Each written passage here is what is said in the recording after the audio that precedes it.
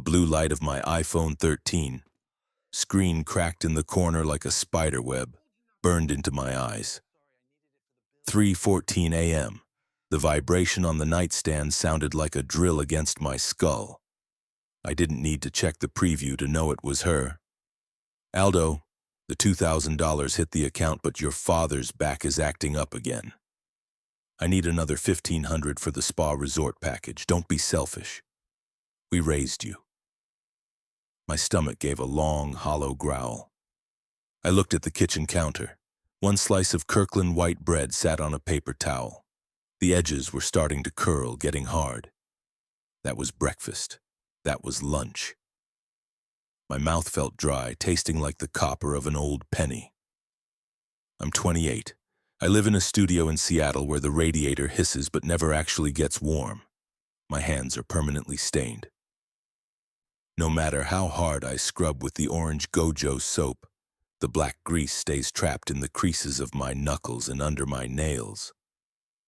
I'm a lead mechanic at a shop downtown, pulling 60 hours a week, but I haven't bought a new pair of boots in 5 years. 3 years of grinding before the alleyway and the 2 years I've spent looking after Steven. The soles of my Red Wings are worn thin as cardboard. I do it because of the debt I'm told I owe. Back in Idaho, my father Jonathan sits in a recliner and talks about investments that never turn a profit. My mother Estelle treats the local boutique like her personal closet. To them, I'm not a son, I'm a vending machine. If I don't provide, I'm a failure. If I don't provide, I'm disloyal. The guilt is a physical weight, a cold stone sitting right behind my breastbone. The rain in Seattle isn't like the rain back home. It's a fine gray mist that soaks through your skin and settles in your joints. I was locking up the shop late. My back felt like a collection of broken glass after pulling a transmission on a Ford F-150 all afternoon. I headed for the bus stop, my head down, breath blooming in white puffs. That's when I heard it. It wasn't a human sound. It was a wet, rattling scrape, like someone dragging a shovel through gravel. It came from the shadows behind a dumpster smelling of sour trash and wet cardboard. I stopped. My heart hammered against my ribs, a quick, panicked rhythm. Hello? I turned the corner and saw a heap of rags. Then I saw the hand. It was gray, the skin pulled tight over bone, clutching the rim of a plastic bin.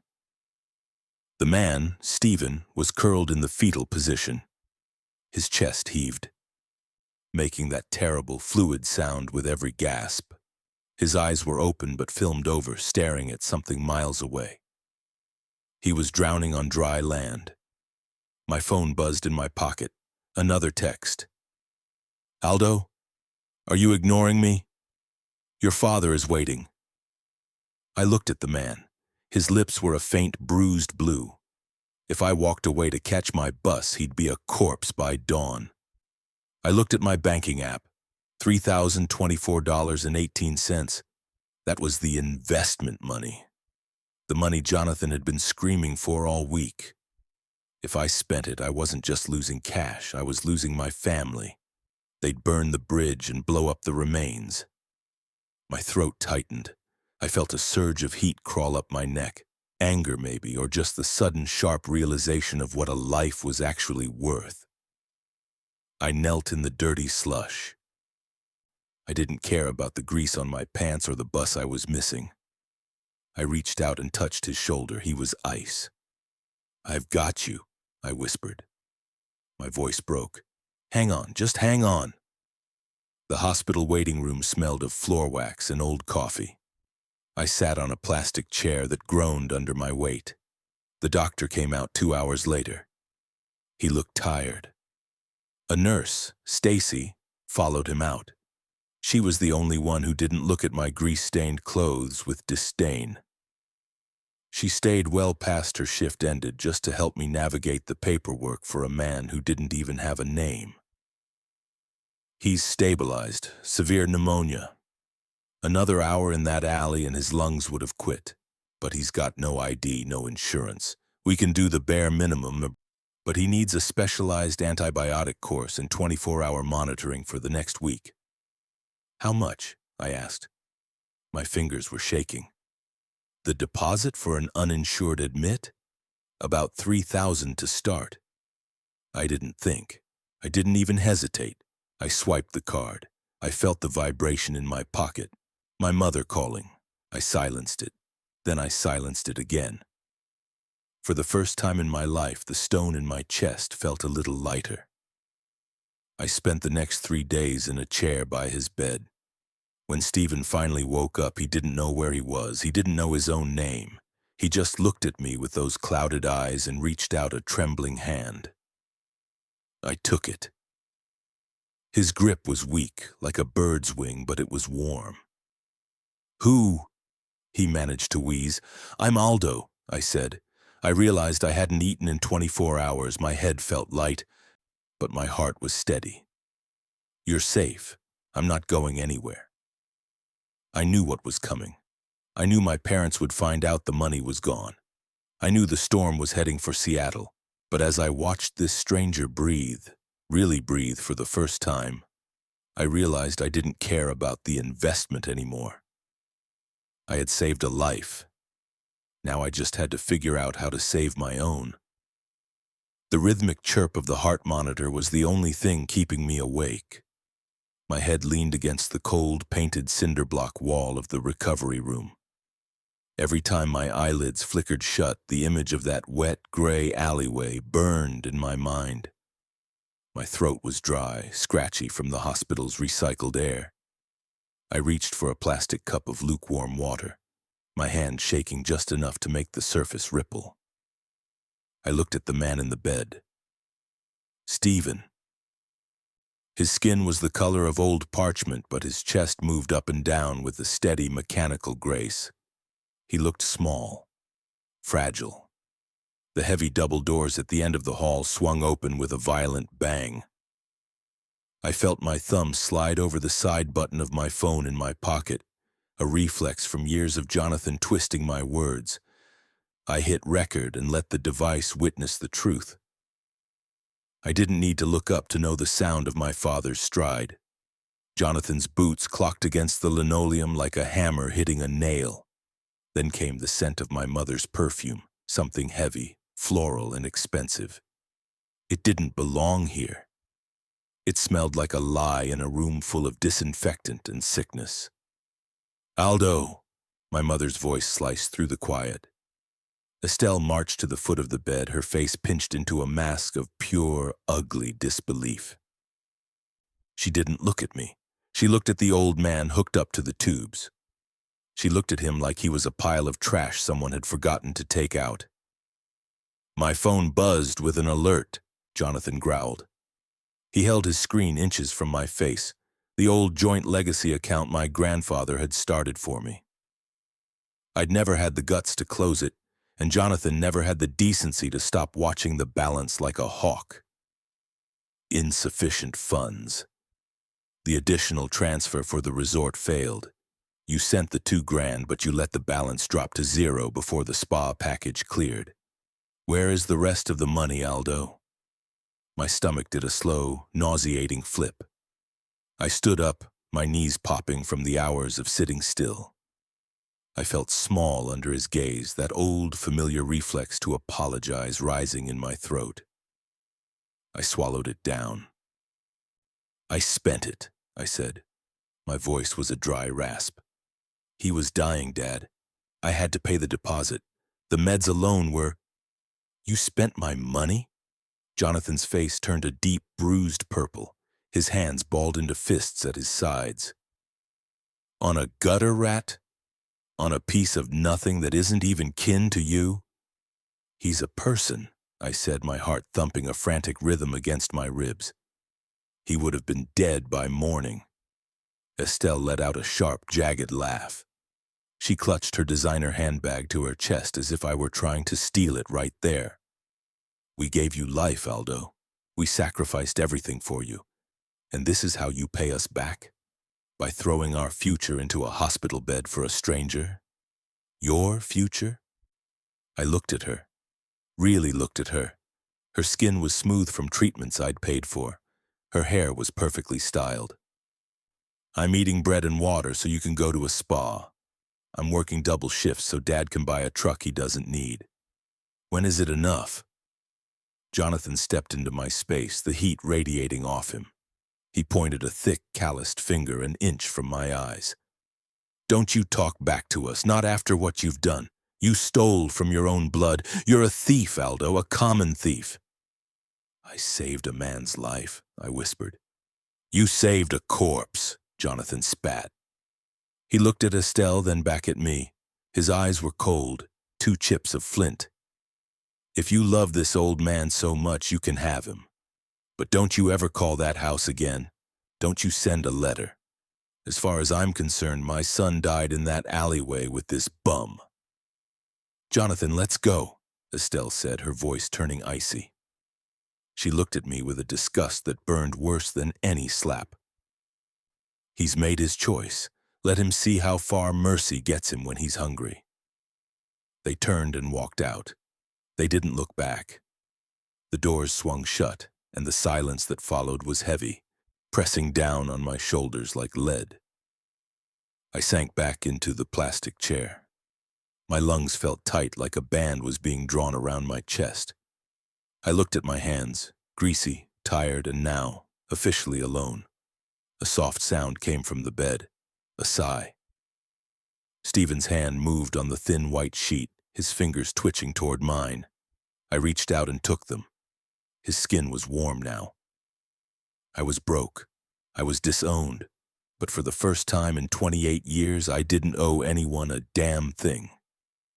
The door shut, and for the first time in 28 years, the only sound Aldo heard was silence. No demands, no guilt. If you've ever had to walk away from a toxic situation just to save your own soul, drop the word free in the comments. It lets the community know we're standing together. And if you believe that a man's worth is found in his character, not his wallet, consider subscribing.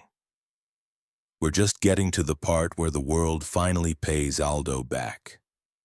The smell of WD-40 and burnt coffee became the scent of my life. For 2 years, the world shrank down to 40 square feet of grease-stained concrete and a studio apartment that hummed with the vibration of the nearby interstate. Stephen sat on a milk crate in the corner of the garage, his hands wrapped around a chipped ceramic mug. He was thinner than he used to be, his skin like crumpled tissue paper, but the fog in his eyes had cleared into something sharp and observant. He still didn't know his last name or where he'd come from. To the state, he was a John Doe with a failing memory.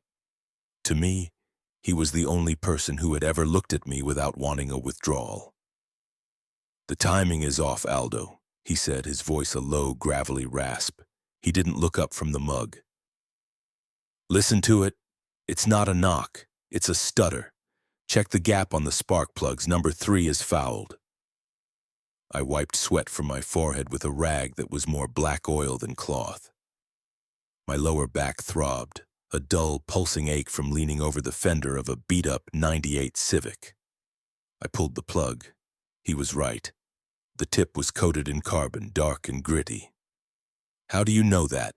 I asked, looking at him. You don't even remember if you ever owned a car.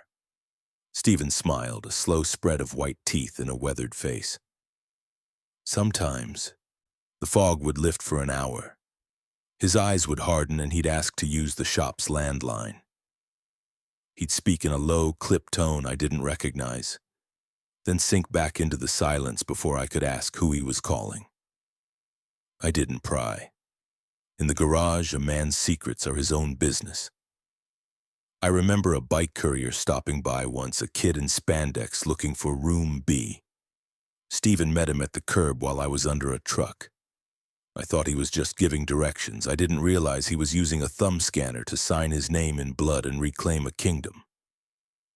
The mind forgets the man, but the hands remember the work. Logic doesn't need a name, son. It just needs a sequence. That was how we lived. Every morning I'd help him into his worn flannel shirt, the one I bought at the thrift store for $3. I'd feel the knob of his spine under my palms, the terrifying lightness of him, and I'd remind myself to breathe. Then we'd walk down to the shop. He'd sit, he'd watch, he'd talk. He taught me things the trade school never touched. He didn't just teach me how to fix a transmission, he taught me how to read people. When a customer walked in with a shifty gaze and a story about a quick fix, Stephen would lean over and whisper, "That man isn't looking for a repair, he's looking for a witness to a lie. Charge him double and document everything." At night, we shared cans of Campbell's chunky soup and watched the rain streak the single window of the apartment. My phone stayed silent. No texts from Estelle about her nails, no calls from Jonathan about his investments. Sometimes the silence felt heavy, like a void where a limb used to be. But then Stephen would crack a joke about a faulty alternator, or he'd tell me a story about a dream he had, glimpses of high-rise buildings and glass boardrooms that made no sense, and the void would fill with something better. One night, as I was scrubbing the black crescents from under my fingernails, Stephen looked at me from his recliner. "You're waiting for them to forgive you," he said. I froze, the soap suds sliding down my wrists. "I'm not. Your pulse is jumping in your neck, Aldo. You're a bad liar." He leaned forward, the heater orange-red behind him. "Blood is a biological fact. It isn't a debt. You paid your tab the day you were born. Everything after that is an optional tip. Stop tipping people who spit in the plate." I looked at him, my heart hammering a thick, heavy beat against my ribs. It was the first time someone had told me I was allowed to just exist, not as a bank, not as a tool, just as a man. The 2 years didn't feel like a struggle. They felt like a long, slow breath out. My boots still had holes and we lived paycheck to paycheck, but when I looked in the cracked bathroom mirror every morning, I didn't see a victim anymore. I saw a mechanic, I saw a friend. The air in the studio tasted like iron and Vicks VapoRub. Outside, the Seattle rain turned to a thick, slushy sleet that hammered against the single-pane window with a rhythmic, metallic clicking. Inside, the only sound was the shallow, whistling drag of Stephen's breath. I sat on the edge of the twin mattress. The springs groaned, a sharp protest in the quiet room. My back felt like a sheet of rusted tin, stiff and aching from 10 hours under a chassis. I hadn't washed the grease from my forearms yet. The black streaks looked like bruises against my skin under the dim orange glow of the desk lamp. I looked at Stephen. He looked smaller than the day I found him behind the dumpster. His face was a map of deep, quiet lines, and his hair was a halo of white against the stained pillowcase. He wasn't struggling anymore. The rattling cough that had defined our last 2 years had softened into a faint, rhythmic sigh. "Aldo," he whispered. The sound was so thin I almost missed it over the hum of the radiator. I leaned in, my heart doing a slow, heavy roll in my chest. My throat felt like I'd swallowed a handful of dry sand. "I'm here, Stephen. I've got some water if you're thirsty." His hand moved over the wool blanket. I met him halfway, wrapping my grease-stained fingers around his. His skin was cool, the texture of old, dry paper. He squeezed my hand. It wasn't much, just a ghost of a grip, but it pinned me to the spot. His eyes opened. They weren't clouded or distant. For the first time since the night in the alley, they were clear, sharp. He looked at me not as a confused old man, but as a person who finally saw exactly where he was. "No water," he rasped. A small, tired smile twitched at the corner of his mouth. "Just listen." I nodded. My eyes burned, a hot, stinging pressure building behind them. I refused to let it spill. Mechanics didn't cry over failing parts, I told myself, but this wasn't a machine. This was the only man who had ever called me son, and meant it. "I spent my whole life surrounded by people with open hands," Stephen said. Each word cost him. He stopped to take a small, jagged breath. They wanted the name. They wanted the chair. They wanted the gold. Everyone had a price, Aldo, everyone. He looked away for a second, staring at a crack in the ceiling as if he could see a whole different world up there. One made of glass and steel and cold, hard numbers. Then his gaze snapped back to mine, pinning me down. "But you," he whispered. His grip tightened just a fraction. "You found a dying dog in the mud and you brought him home. You fed me soup from a dented can. You fixed my shoes. You gave me 2 years of peace and you never even asked for my middle name." A tear finally broke and ran down my cheek hot and fast. It hit the back of my hand, mixing with the engine oil. "You're the only one who didn't want anything from me," Stephen said. His voice was getting fainter, a fading radio signal. "Thank you, son."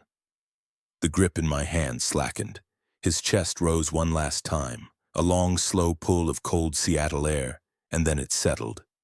The whistle stopped. The radiator hissed. The sleet kept clicking against the glass. I sat there for a long time. The silence in the room wasn't empty, it was heavy. It had a physical weight that pressed into my lungs. I didn't move. I didn't call the authorities.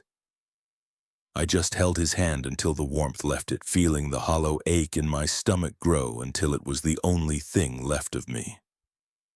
I was alone again. No parents, no friend.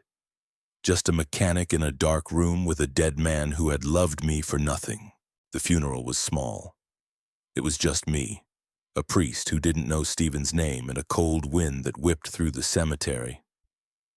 I paid for the plot with the last of my savings. Now 3 days later, I was back in the shop, buried in the gut of a rusted-out Chevy. I needed the noise.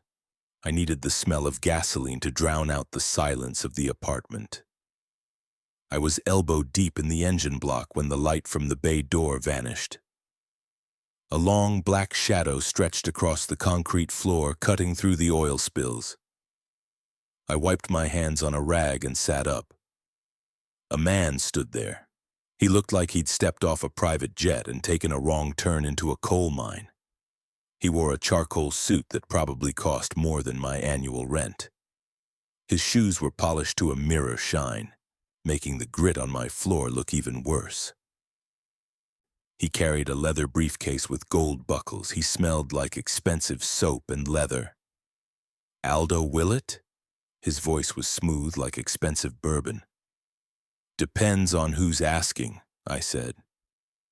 My heart started a slow, heavy thud against my ribs. My first thought went to my parents. Did they find a lawyer to sue me for the money I stole? I gripped the heavy steel wrench in my right hand. It felt solid, real. "My name is Arthur Sterling," he said. He didn't offer a hand. He just looked at me with eyes that were too smart. "I represented Stephen Knowles Sr. for 30 years. The wrench felt like it gained 10 pounds. "Stephen? You mean the man I just buried?" "I mean the man the world thought died 4 years ago," Sterling said. He stepped further into the garage, his eyes scanning the rusted car parts and the flickering overhead light. "Stephen wasn't just a man in an alley, Mr. Willett. He was the founder of Knowles Tech. He was the reclusive phantom of the industry. He never did interviews or went on stage.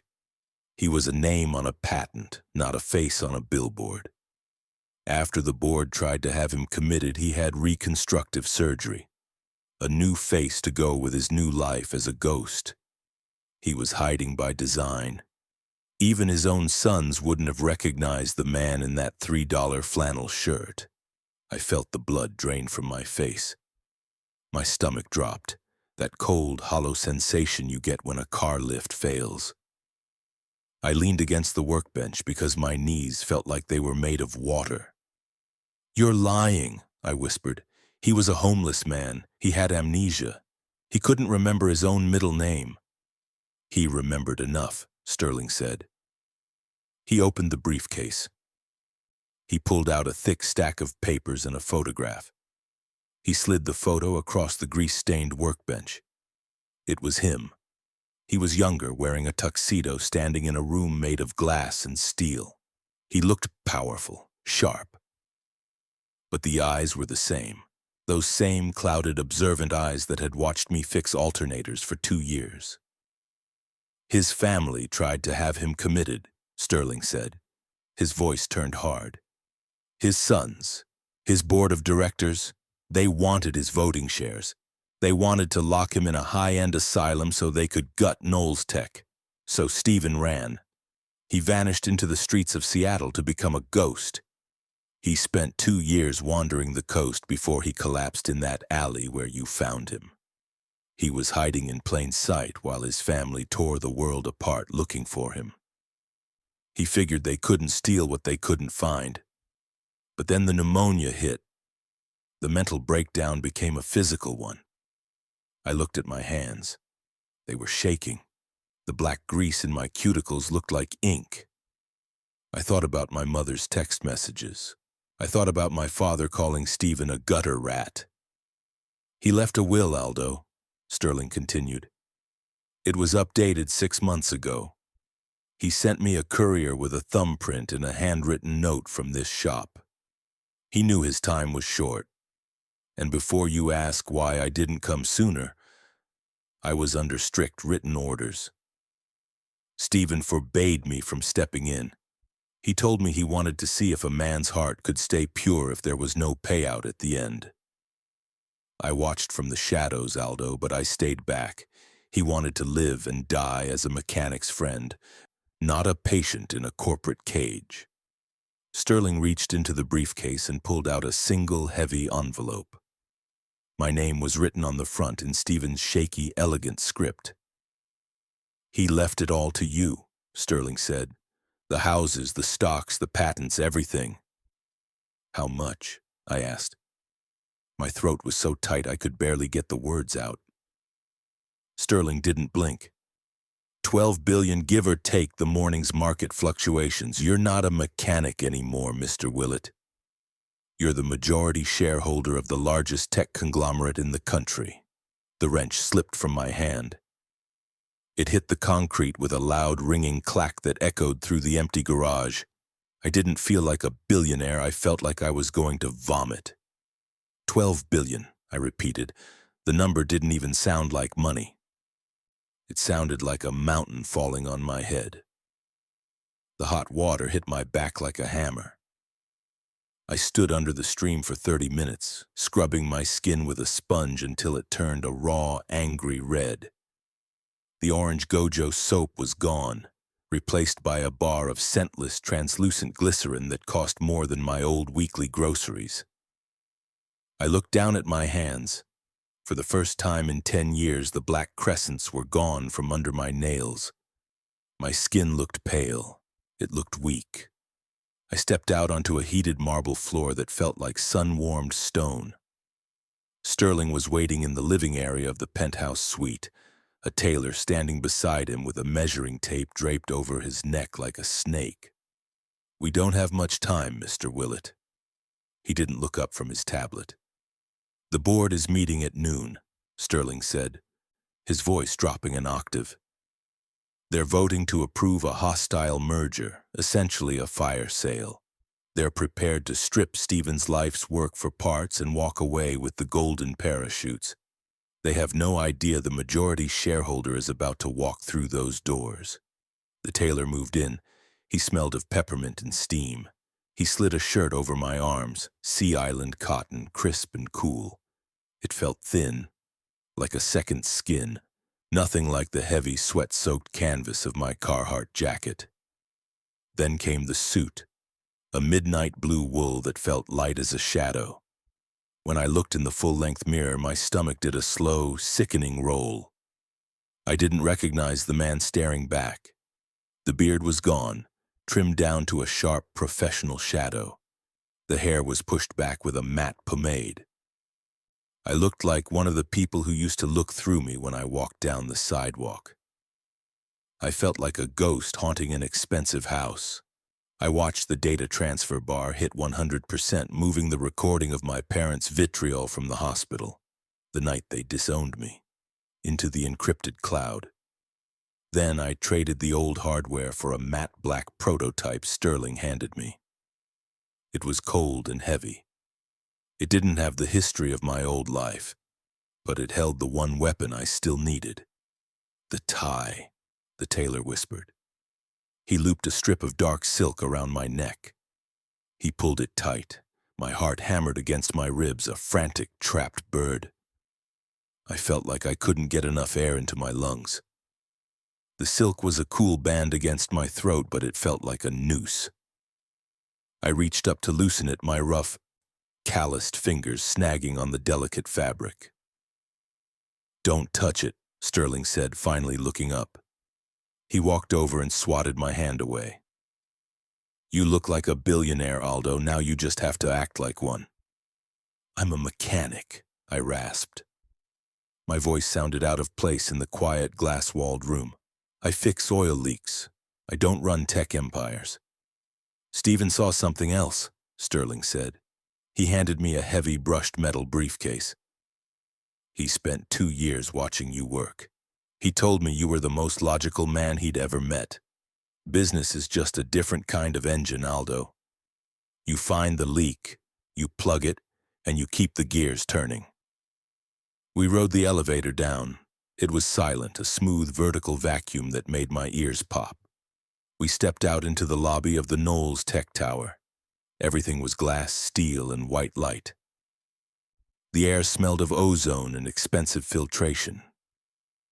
As we walked toward the boardroom, my boots, high-end leather polished to a mirror shine, made no sound on the thick plush carpet.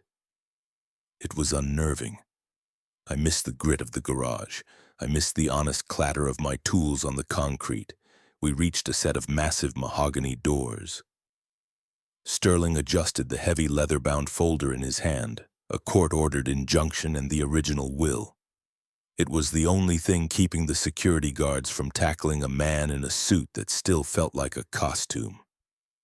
2 security guards in tactical gear stood straight, their eyes widening just a fraction as they saw Sterling.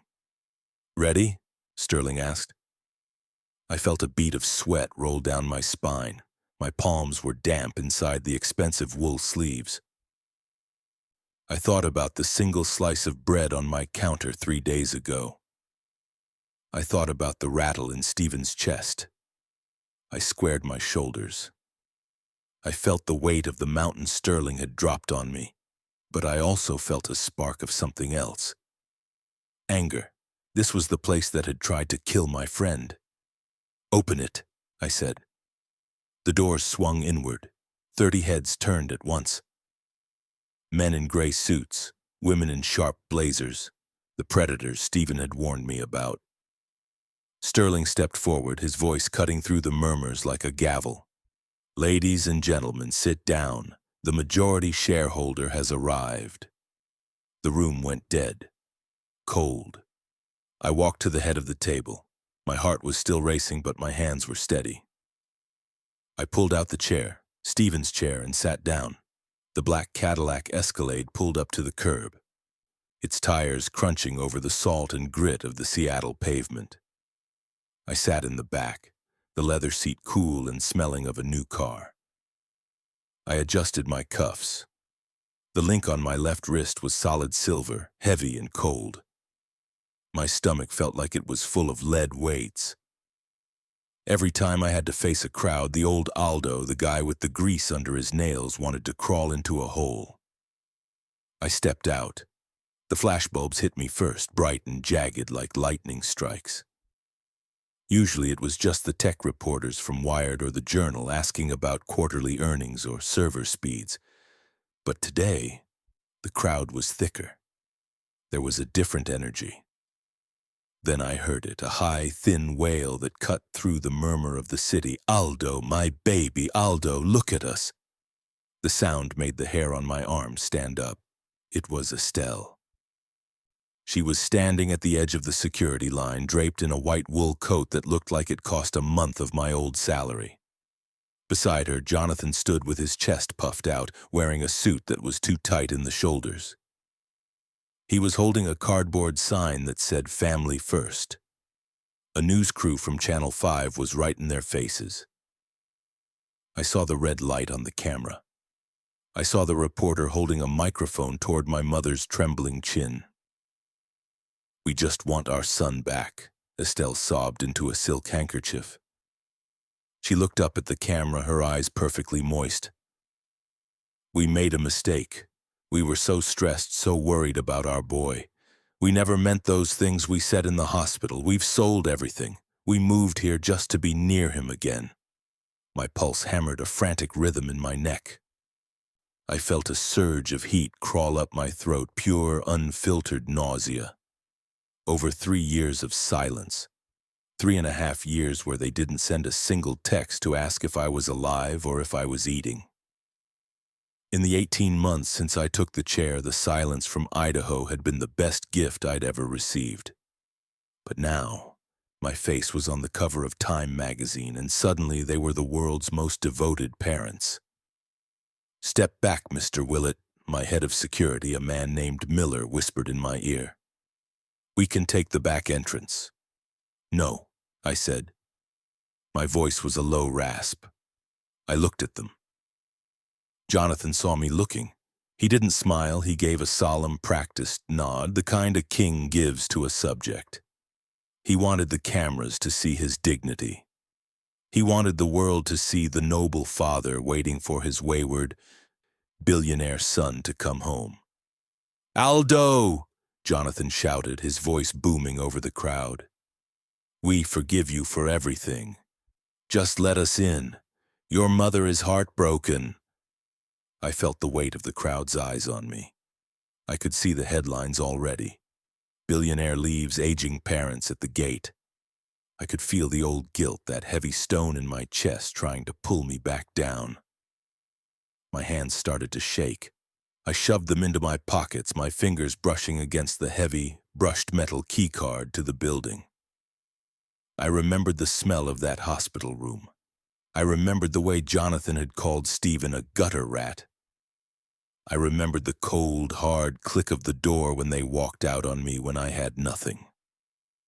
The nausea passed, replaced by a cold, sharp clarity. It felt like a fever breaking. "Don't let them in, Miller," I said, my voice steady. "Not today, not tomorrow." "They've got 3 news vans out there, sir," Miller warned. "They're playing the victim card hard." I looked at the cameras, then back at the 2 people who had traded my love for a spa day. "Let them play it," I said. "They're good at acting, but they're not getting into this engine." I turned my back on the shouting and the flashes. I walked through the glass doors, the air conditioning hitting me like a sheet of ice. I didn't look back. I could still hear Estelle's rehearsed wailing through the thick glass, but it sounded like a fading radio signal. Distant, broken.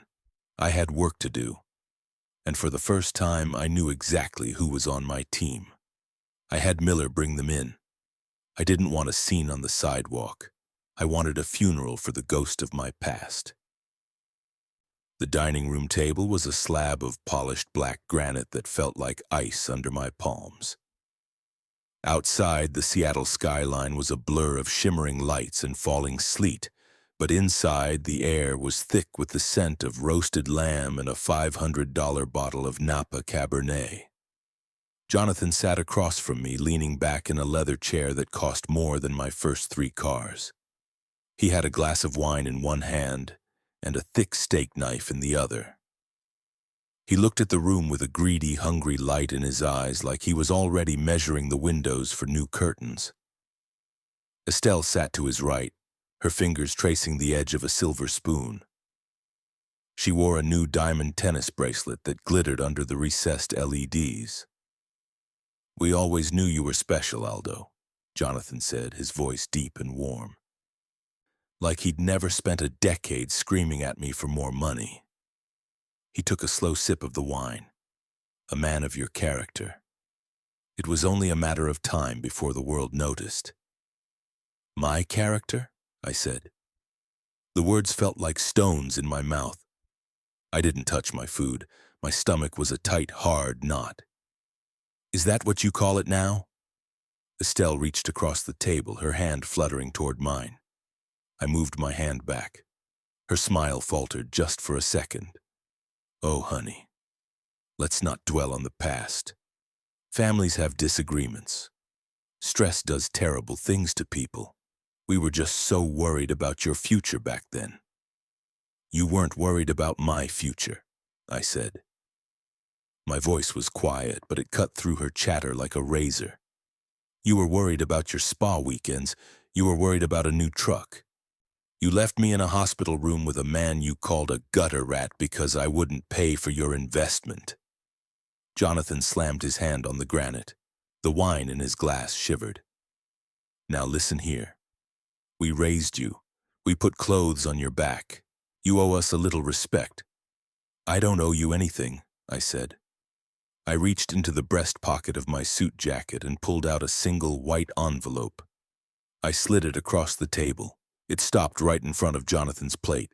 He didn't hesitate. He dropped the knife and snatched it up. His fingers were shaking as he tore it open. He pulled out the check and his eyes went wide. Estelle leaned in, her breath catching in her throat. $240,000, Jonathan whispered. He looked up at me, his face turning a blotchy, eager red. Aldo, this is a start. But for a man in your position, that's not a start, I said.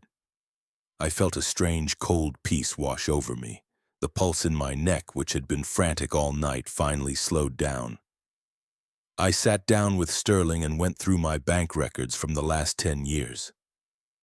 That check is the tally of the lean years, the thousands you bled out of me while I was eating bread on a paper towel, and the interest on the soul I nearly lost trying to please you. $240,000. It's a refund for 10 years of being your backup plan. Estelle blinked, her mouth hanging open. A refund? Aldo, what are you talking about? I'm buying you out, I said. I stood up. I felt tall. I didn't feel like the tired kid with grease under his nails anymore. That check is the price of my life. Consider the debt paid. You're not my parents, but and I'm not your ATM. You're just two people I used to know. You can't do this, Jonathan barked, standing up so fast his chair scraped the floor with a harsh metallic scream. The press will hear about this. They'll know you're a cold-hearted son who abandoned his family. Let them, I said. I looked him dead in the eye. I've got the records of every cent you squeezed out of me while I was eating bread on a paper towel. I've got the recording of you calling a dying man a piece of trash. Sterling has already prepared the non-disclosure agreement. You take that check, you sign the papers, and you vanish. If you go to the press, I'll release the audio. You'll be the most hated parents in America by dinner time. Jonathan's face went pale. He looked at the check, then at the door. The greed in his eyes was battling with the fear. And the greed was winning. He stuffed the check into his pocket. Get out, I said. They didn't argue. Estelle grabbed her coat, not even looking at me as she followed Jonathan to the elevator. The doors slid shut with a soft, expensive hiss. I walked over to the window and pressed my forehead against the glass. It was freezing. I watched their black car pull away into the rain. My chest felt light, empty but light. I was a billionaire with a tech empire and a mountain of gold, but for the first time in my life, the only thing I truly owned was myself. The gold-plated scissors felt heavy in my hand, their weight solid and real. My thumb rested against the cold metal loop, and I could feel my pulse there, a slow, steady thrum. It wasn't the frantic, panicked beat of the man staring at a $3,000 hospital bill he couldn't afford. It was the heartbeat of a man who finally knew the ground beneath his feet wouldn't give way. The air around the new building smelled of fresh-cut cedar and rain-slicked pavement. This wasn't a warehouse for the forgotten. It was bright, the massive glass panes letting in the gray Seattle light. Above the doors, the letters were cut from brushed steel. The Knowles Willett Center. I looked at the ribbon, red silk stretched tight across the entrance. Behind me, a sea of cameras clicked, a rhythmic mechanical sound like 1,000 cicadas. Reporters from the Seattle Times and TechCrunch leaned in, their digital recorders blinking like tiny red eyes. They wanted a quote. They wanted a headline about the grease-stained billionaire. I didn't give them one. I looked past them into the lobby. There, hanging on the main wall, was the portrait. It wasn't the tuxedo-wearing tycoon from the old corporate archives. I'd commissioned it myself. It was Stephen as I remembered him, wearing the $3 thrift store flannel, sitting on a milk crate in the corner of my old garage. He had that small, knowing smile on his face, the one he wore when he told me that logic didn't need a name, only a sequence. My stomach didn't churn. The stone that had sat behind my breastbone for 28 years, the heavy, cold weight of my parents' expectations, was gone. It had been replaced by a quiet, iron strength. I thought about Jonathan and Estelle. They were probably in a condo somewhere, staring at that refund check I'd given them, wondering why it hadn't bought them a ticket back into my world. The thought didn't make me angry. It didn't make me sad. It felt like looking at a rusted part for a car I didn't drive anymore. It just didn't fit the build. Mr. Willett? The voice was soft. It was Stacy. She had been the nurse who stayed late the night I brought Stephen to the ER. I'd spent a year putting her through every management course money could buy. But I didn't hire her for her resume. I hired her because she was the only person in that hospital who treated a bum like a human being. Now she was the director of the foundation. She stood beside me, her hand resting briefly on my forearm. Her touch was warm, human, and didn't ask for a thing. "Whenever you're ready," she said. I took a deep breath. The air was sharp and cold, but it didn't sting my lungs. I closed the scissors. The silk gave way with a soft, clean snip. The crowd erupted into applause, but the sound felt distant, like waves hitting a far-off shore. I walked toward the portrait, my leather soles silent on the new floors. I stood under the frame and looked up at the man who had seen a son in a stranger. I reached up and adjusted my tie. My fingers were clean. No black grease in the creases of my knuckles, no scarred skin from slipping wrenches. But as I looked at my reflection in the glass covering Stephen's face, I didn't see a CEO. I didn't see a billionaire. I saw the man who chose a life over an investment. I wasn't a bank, I wasn't a commodity, I wasn't a thief. I was Aldo Willett. I belonged to myself. And as I turned back to the room, I realized that was the only inheritance that ever mattered. Aldo walked away with billions, but his real inheritance wasn't the money. It was the freedom to look in the mirror and see a man he finally respected. If this story moved you, please share it with one person who's currently grinding for people who don't appreciate them. You might be the alleyway angel they need today. Welcome to Vindicated Men. Hit the bell so you don't miss our next story of justice. Remember, the debt is paid. You belong to yourself now.